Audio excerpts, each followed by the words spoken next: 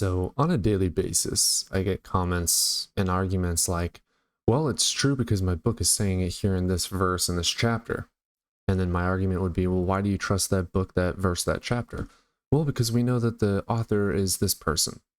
Okay, here's my number one rebuttal. When it comes to Christians, I say, same as the Quran. When it comes to Muslim, I say, same as the Bible. All these religions, all these texts say the same thing. We are true. Believe us. That is indoctrination.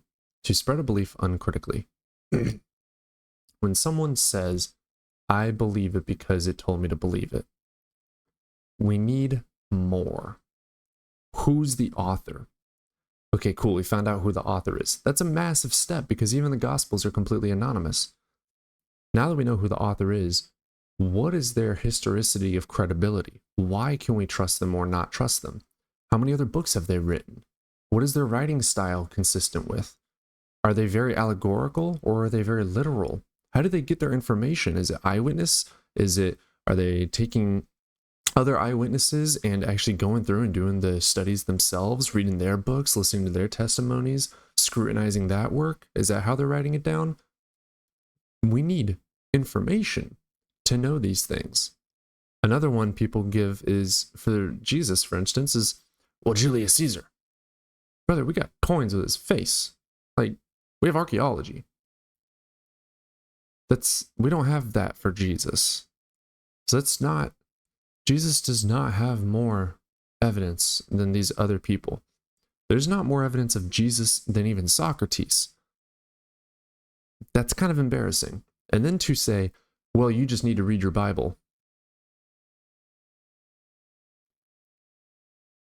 The majority of atheists do read the Bible. Not only do we read the Bible, we read other religious texts, which Christians and other theists tend to be too scared to do. Why? Because of cognitive dissonance. When you hear things that are scary or go against your belief system, it puts your brain in fight or flight. There's nothing wrong with that. There's absolutely nothing wrong with faith either. But if I tell you I can fly, it is my job to prove that to you. Why? Because that's a supernatural claim. It's not natural. A resurrection is a supernatural claim. It is not natural. Just because I say I can fly and then you write it down in 40 years is not evidence of anything at all. Why would you believe the hearsay? If a great-great-great-grandfather came up to you right now and said, hey, my best friend told me he was God and we walked with him through the wilderness and then he died and we saw him after he came back, we believe him. You'd be like, dude, you really need to go to a hospital right now.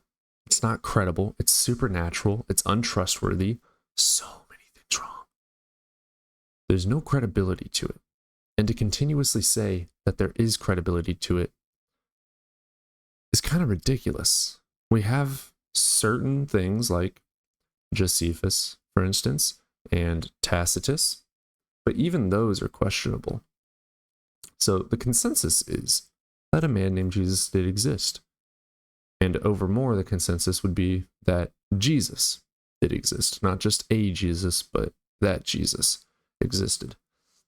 But unlike Socrates, we don't have evidence for the things that he did. There's not one single contemporary witness. There's no contemporary writings. There's nothing. It doesn't come up till decades, generations after. And the names for the Gospels were added in the 2nd century. So why would we trust that the names are even who they're supposed to be? That's the equivalent of me writing down a story about Dionysus and saying his name is Alfred. So, saying his name is X, Y, and Z doesn't mean anything. You gotta have more than that. To further add, after that point is brought up and I rebuttal it like that, the majority of the time is a goalpost move over towards, well, what's the other explanation? It's not really my job. I don't need to know. There's We have evidence for the Big Bang Theory, we have evidence for evolution, but that's not enough for you. And the sad thing is, the majority of Christians don't know what science is. They don't know what a scientific theory is. I get spammed all the time, every single day, of it's just a theory. No, not even close. A scientific theory is a robust account of a bunch of information and data put together, scrutinized and heavily tested, and consistently accurate. And it doesn't contradict itself. It is peer reviewed, it is tested and tested and tested. We know it's true based on the facts of the evidence beyond a reasonable doubt. So that is evidence for these things. For instance, germs. That's a scientific theory. Gravity is a scientific theory and a law, because the scientific law explains what is happening, and the theory explains how. It's an explanation for it. So to say it's just a theory is just false, because a theory, verb, to guess or assume something, presume something, is a verb. Scientific theory is a noun. It is not the same thing. By literal definition, it is not the same thing. So to compare it is ignorant. It's wrong. It's fallacious. And that is indoctrination in and of itself. Again, uncritically spreading a belief. To critically think is to critique things, scrutinize it. And if it holds up to the scrutiny, sure, that should persuade you that it could be true. But even that alone doesn't depict truth. Because again, all of our evidence at one point told us that Earth was flat. And then guess what? That was wrong, even though the evidence supported it.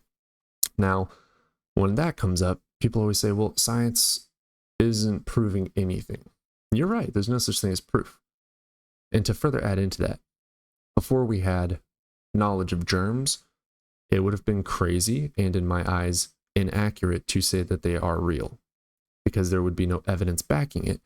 And there could have been other explanations. It could have been something else other than a germ. My favorite analogy would be something called like a mouse. Like I have a computer mouse right here. Could have been a mouse. I don't know, just some random word that I can think of that actually caused sickness. There could have been germ theory and mouse theory, and them two hypotheses being the most credible and most accurate. And then more evidence comes and comes and comes, and then boom, turns out mouse is the most explanatory option and the most valued option. That is how it works. We have multiple different hypotheses that continuously get tested. For instance, classical Newtonian physics, updated with relativity, updated with quantum physics. It's not that they're wrong, it's that we continue learning. The Bible, for instance, has never corrected itself about flat Earth. It has never corrected itself about slavery. It has never corrected itself about genocides. It has never corrected itself about a firmament. It has never corrected itself about plants being before the sun. It's never corrected itself about Adam and Eve being the first human beings. These are all extremely contradictory to the first chapter of the Bible. And the Quran has many issues too, but I specifically know the Bible. And I'm no scholar by any means. But you don't have to be a scholar to know things. You can go and research them. Same as you research your Bible, you can go and find citations using Google Scholar, going to a library, going to Harvard, like going to these universities, going to NASA.com. You can go to all these websites. We have supercomputers that are in our pockets that have access to all this information for free. You can go read the citations, see what they did, what tools they used to test. You can see what tests they did, what the outcomes were. And if you don't trust that, that's kind of scary. You're just leaning into conspiracy theory. And yeah, you're right. It could be wrong. And we may be lied to. But the evidence is what we can trust. Reality is based in axiomatical principles, like math. 2 plus 2 is 4, is something we made up the words for. We made the words 2, we made plus, we made 4, we made equals, etc. But 2 things being next to 2 things has always been 4 things, irregardless of our observation or not. It's axiomatic, it's self-evidently true. That is how we base our reality on, the axioms of reality. So we are able to accurately presuppose that that is true based on the evidence that it is true. Supernatural claims are against that by pretty much every definition of the word. So to presume, or presuppose, I should say, the supernatural is fallacious in and of itself because there's no evidence for it. And it's just based on faith, which in a religious context is belief without evidence. So, whole point of this video, think about why you believe what you believe. Is it faith? Is it evidence-based? Are you right in what you believe? Or do you understand that there's holes in it, but that's okay with you because you know that it's faith and you enjoy it because there's nothing wrong with that. Go ahead and hit that like button. Subscribe to the channel if you're new here. Make videos like this consistently. I'm live every single day over on TikTok. It's nice to see you guys.